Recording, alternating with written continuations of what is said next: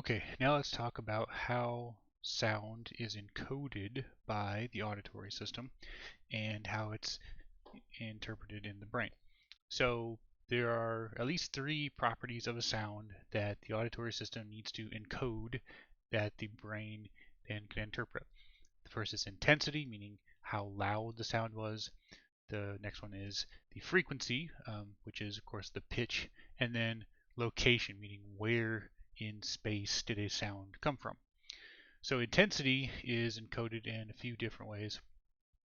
First, it's encoded at the hair cells themselves. So the hair cells depolarize whenever the stereocilia move one way, and they hyperpolarize when they move the other.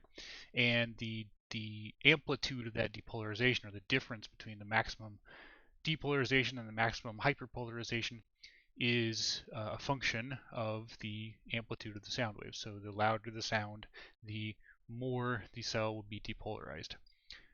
Uh, but of course, the hair cells themselves, or the stereocilia, can only be depolarized, or can only be deflected so much, and then the hair cells can only be depolarized so much. So another way to encode intensity is by the firing rate of the spiral ganglion neurons that get their input from the hair cells. So at low intensity, like down here where we have a low volume sound, the neurons of the spiral ganglia fire in bursts that correspond to the peaks of those waves. So, of course, whenever the hair cell is depolarized, so at this point of its curve, it's releasing neurotransmitter, and at this point it's not. So it's releasing neurotransmitter and creating action potentials in the spiral ganglia neurons at each of these little points where the sound wave is at its peak, and there's no action potentials when the sound wave is at the trough here. But the number of action potentials per burst increases as you increase the intensity of the sound. So at louder sounds, the hair cells become more depolarized, they release more neurotransmitter, and that triggers more more action potentials in the spiral ganglia neurons. And that's true for neurons higher up along the central auditory pathway as well. And then the other way to encode intensity is by the number of active neurons. So the number of neurons and the number of hair cells activated by a given sound is related to the intensity, because very loud sounds will cause a larger deflection of the basilar membrane, and the more of the membrane is deflected, the more hair cells are activated, and that increases the number of neurons that are activated, and so on. So those are the easiest ways to encode intensity within the cochlea. And then frequency also needs to be encoded, so somehow or other the ear needs to tell the brain what the pitch or the frequency of the sound was. So the hair cells themselves can't really, or can kind of encode frequency just by the firing, the frequency of their depolarization cycle. But they can also encode frequency in a way we already talked about by their position along the basilar membrane. So remember I said that the location of the hair cell along the basilar membrane determines what frequency it responds to, because the physical properties of the basilar membrane are such that different frequencies give you the most deflection at different spots. So at one end, the base, you have very high frequencies deflecting the membrane. At the other end, you have very low frequencies. So that means that hair cells at the low end are only going to be activated by, hair cells at the apex are only going to be activated by low frequencies. Hair cells at the base are more activated by higher frequencies. Individual neurons, so individual hair cells respond to different frequencies, and therefore the spiral ganglia neurons that they respond to also respond to individual frequencies. Are called characteristic frequencies. So each hair cell and each neuron is going to have a characteristic frequency, the frequency that it responds the best to. And it turns out that that's true all the way through the other levels of the central auditory pathway. So you have characteristic frequencies in the spiral ganglia, you have characteristic frequencies in the cochlear nucleus, and all the way up to the auditory cortex. So the auditory cortex, remember, is in the superior temporal gyrus. It's right here, and you can find neurons within here that have characteristic frequencies. Um, and so that's another way to encode frequencies, simply by the characteristic frequency of the cells. And the cells are arranged in what's called a tonotopic map. So we've talked about this idea of topographic maps before. It came up when we talked about the visual system, because the visual system has a retinotopic map, meaning that the position of neurons within the visual system corresponds to the position in visual space that they respond to, where their receptive field is. In the auditory system, the topographic map corresponds to frequency, so that's why we call it a tonotopic map. So, for example, in the primary auditory cortex, you have at one end cells that respond to low frequencies, and at the other cells that respond to higher frequencies. And there's a more or less smooth gradient from one end to the other, and that's true at every level. So there's a topographic map within each part of the central auditory system. And also in the primary auditory cortex, there are these regions called isofrequency bands. So if you go from the lateral side of the auditory cortex to the medial side, all of the neurons in this band right here, for example, would respond to a tone of about 1,000 hertz. And that's true at from one end to the other.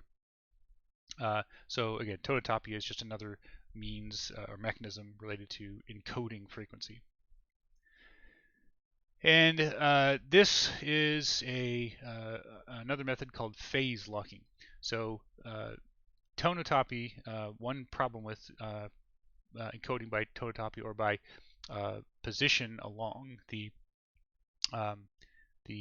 basilar membrane is that at lower frequencies, it's harder to encode low frequencies or the tone of low frequencies by position, because low frequencies also have longer wavelengths. Wavelength is inversely proportional to frequency. They displace a larger given area of the basilar membrane. So you can kind of see that here, down here at the base, the high frequency sounds make little tiny or smaller bumps on the basilar membrane than at the apex, where partly because the wavelengths are longer, the amount of the basilar membrane that gets deflected by a given sound wave is larger. So using tonotopy in position along the basilar membrane is not as effective for encoding lower frequencies. So lower frequencies can be encoded by something called phase locking. And phase locking pretty much says that the action potential firing frequency, meaning that just the number of action potentials per second, can be locked to the frequency of the sound wave, or the phase of the sound wave. So a phase locked neuron might look like this. So if this is your sound wave, a low frequency sound wave up here at the top, this is the membrane potential of a neuron somewhere in the auditory system. So this could be in the spiral ganglia, it could be in the brainstem, thalamus, wherever. But this neuron is firing an action potential at basically the same frequency as the sound. And it's phase locked, which means that the action potential occurs at a specific point in the wave cycle of the sound. And that's true of this cell down here. It's also phase locked. However, the firing rate is not the same frequency, but the action potentials are occurring at a multiple of the frequency of the sound wave. So instead of an action potential every wave peak or wave cycle, there's an action potential every 1, 2, 3, 4, 5 wave peaks. And it's not occurring at the peak necessarily. The important thing is that it's occurring at the same part of the wave period each time, or the phase each time. So the action potentials could be firing at the peak, could be firing at the trough, could be firing somewhere in between, as long as it's at the same position each time it fires. That neuron is phase locked to that frequency, and therefore could encode this frequency if that's what it's detecting. This does not work though for high frequencies. High frequencies, once you get above a few thousand hertz, for example, the number of wave cycles or wave peaks per second gets pretty close to that that refractory period that we talked about for action potentials. So you can only fire so many action potentials per second because of those the absolute and relative refractory periods. So the wavelength or the frequency of high frequency sounds gets very close to that point, and so it's much harder for a neuron to fire action potentials at that rate and to keep them phase locked at those high frequencies. So like this neuron perhaps is trying to phase lock, but it's firing every 1, 2, 3, 4, 5, almost 6 cycles, but it didn't quite hit. It fired this action potential a little bit late, so it didn't hit at the peak. It hit at the trough instead. So again, that's simply because the time scale of the action potential and the time scale of those frequencies are just really close together. So phase locking is a way to encode low frequency sounds, and tonotopy is more useful for encoding high frequency sounds. Now another thing that you might want to know about a sound, or that your brain might want to know, is where it came from, so the location of the sound. And location is harder to encode in the auditory system than in the visual system, because the visual system uses the eye or the retina as its sensory organ, and the retina is basically just a two-dimensional map of visual space. So wherever a photoreceptor is activated, there's a one-to-one relationship between the position of the retina, position of the photoreceptor, and the location in space that a photon of light came from. Sound waves don't work like that, partly because of the anatomy of the cochlea. The cochlea is essentially a one-dimensional array of receptors, and their position has nothing to do with the position in space that the sound wave came from. Also, sound waves, because they're much slower and have much longer wavelengths than light waves, the way they travel and refract around the head makes it much harder to use simply the position of the receptor to determine the location of the sound. So the auditory system uses a couple of tricks to figure out where a sound came from, and there are different mechanisms for determining the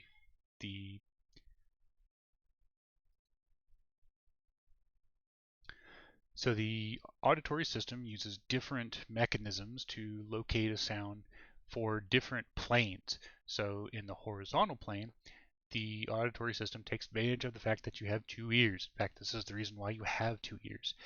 For example, the auditory system can use interaural time delay to determine where a sound came from. And all this means is that a sound wave that's coming from the side of your head, either the left or right side, will hit one ear before it hits the other. So for example, here, this sound wave is coming from the right, and it's hitting the right ear before it hits the left ear. If the sound wave came from the left, it would hit the left ear first. A sound wave coming from directly in front of you or behind you would hit both ears at the same time.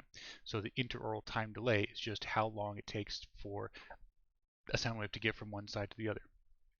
And again, this is only usable because your ears are far enough apart and sound travels slow enough that there's a meaningful difference in that, or a meaningful delay from one side to the other.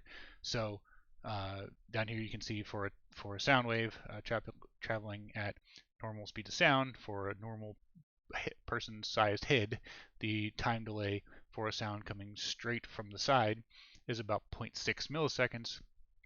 And of course, it's 0 milliseconds for a sound coming straight at you because it hits both ears at the same moment. And so anywhere between 0 and 0.6 milliseconds is the time delay at different angles. And so the brain can use that to calculate essentially the angle in the horizontal plane that a sound came from. The way that it does this is kind of interesting. And so remember that the hair cells synapse onto the spiral ganglion neurons. Spiral ganglion neurons send their axons or communicate with the neurons in the cochlear nucleus, which is in the medulla, and then axons from the cochlear nucleus go into or synapse with neurons in the superior olive. And importantly, both superior olives get input from both cochlear nuclei. So if we're over here in the right superior olive, for example, it has input from both the left and right cochlear nucleus. So it's getting input from both ears. Um, and so that fact that it receives bilateral input is important for the ability to use interaural time delay, because if you have sound coming from, say, the left side, so here this is we're looking at the right superior olive, sounds coming from the left, so it's coming from the contralateral ear. The sound will, the signal from the contralateral ear will take slightly longer to get to the superior olive, simply because this axon, the axon from the left cochlear nucleus, is longer from the right cochlear nucleus.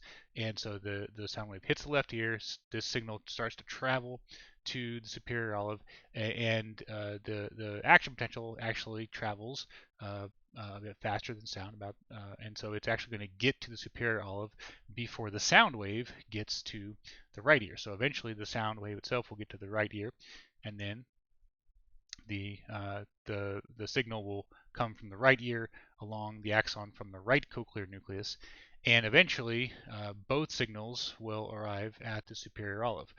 And all of the neurons in the superior olive get input from both ears, but only one of them will get simultaneous input, meaning that only one neuron, or one subset of neurons in the superior olive, will get an action potential from the left and right cochlear nuclei at the same time.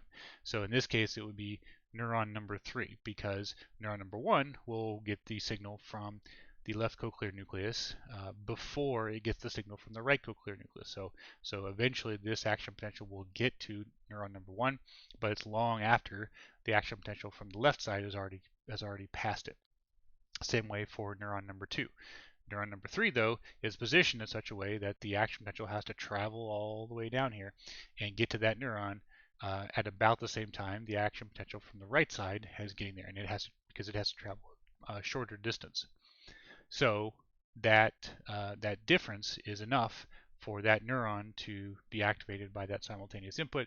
So this neuron presumably would encode the information about the position. It would tell the brain, all right, if this neuron's active, that means that the sound must have come from the left side. And of course, there's the same things happening on the left side of the brain, in the left superior olive. You would see instead the more medial neuron being activated, or neurons being activated by the same sound. And if a sound came from the right, you would see a similar pattern where instead neuron number 1 perhaps would be activated instead of 2 or 3. And then a sound that came straight from in front of you would activate neuron number 2, because that would be the one where the action potentials arrived at the same time. So that's how sound location can be encoded for the horizontal plane. So again, the position of the neuron in the superior olive is how you can encode the position of sound in the horizontal plane. The other system you can use for locating sound in the horizontal plane is interaural intensity difference. And so a sound coming from either side of your head or from any direction will create something called a sound shadow. Basically, whenever a sound wave hits your head, just like a sound wave hits any other solid object, some of the sound wave energy will be absorbed, and so anything on the other side of your head there will be a slightly softer sound, a lower intensity sound from that side. So if the sound wave comes from, say, the right, like it does here, the sound will be slightly louder in the right ear than in the left ear. Same way, if you have a sound coming from in front of you, the sound wave will hit both ears, and they will experience an intensity that's the same in both the left and right side.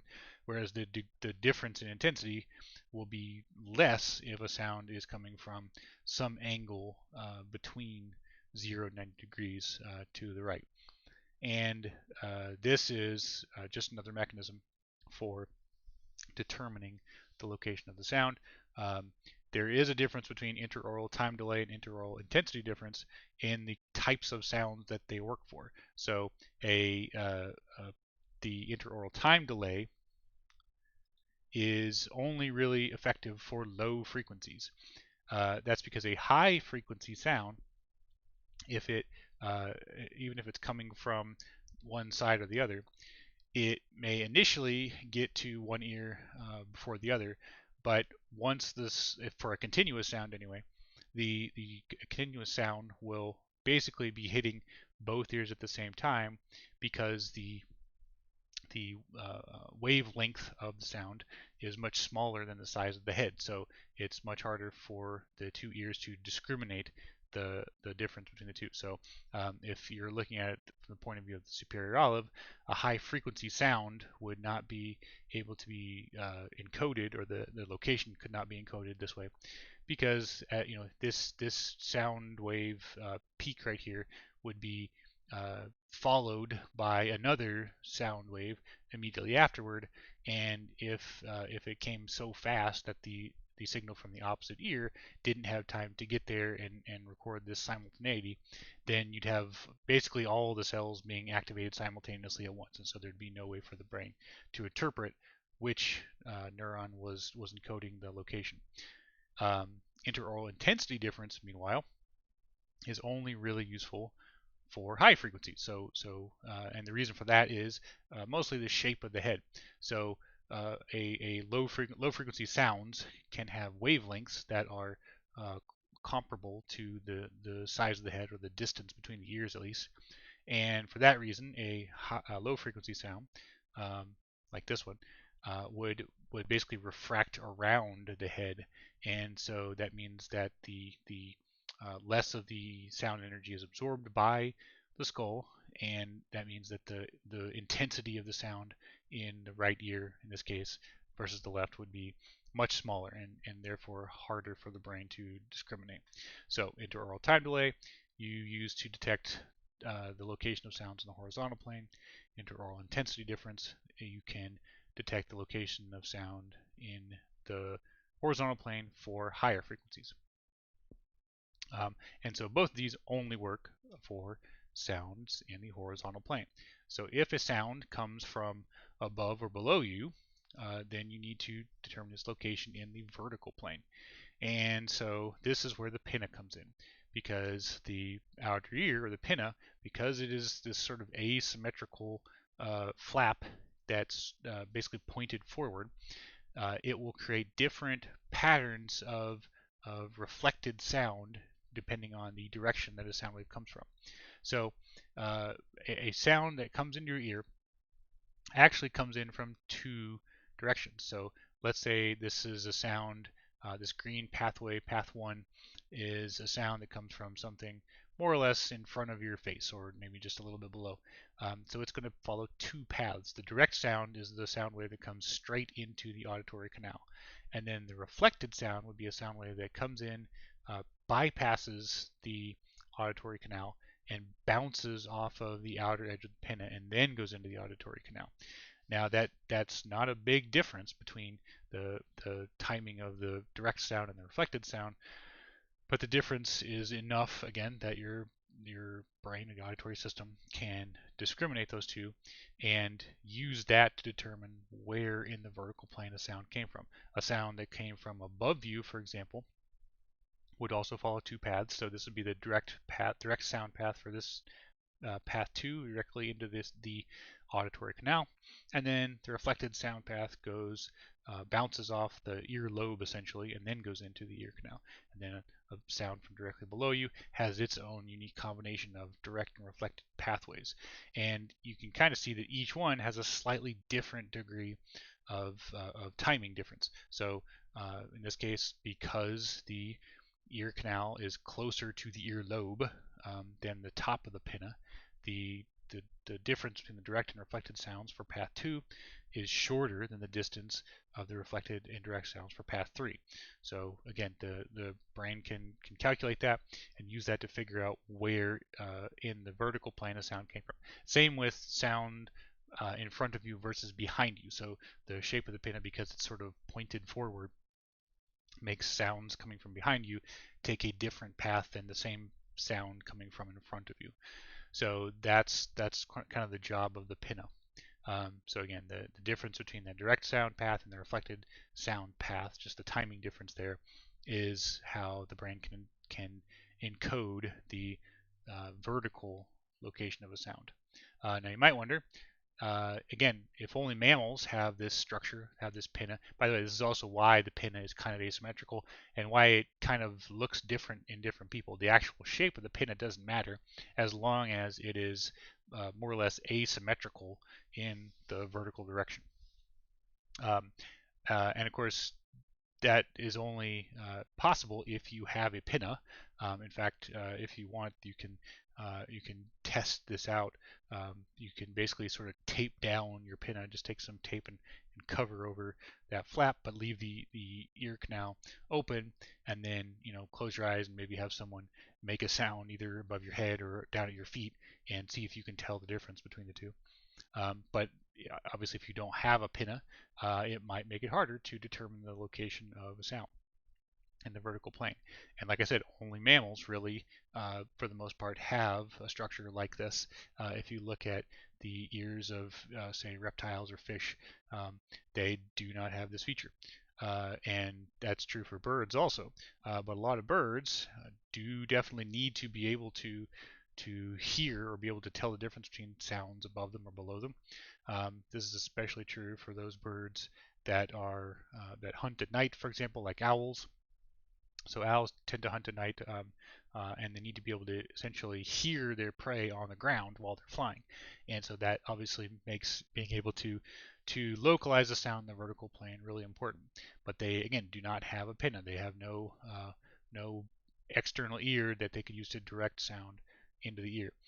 So instead, owls and some other animals like them have simply an asymmetrical skull. So this is an owl skull, and you can kind of see here's the beak, here are the nostrils, here are the eye sockets on each side. They have big eyes too because they again need to be able to see in low light, and that's all pretty symmetrical. But then this structure back here, this is the location of the right ear, and this is the location of the left ear, and hopefully you can see that they are not entirely symmetrical. So that's roughly the position of the two ears.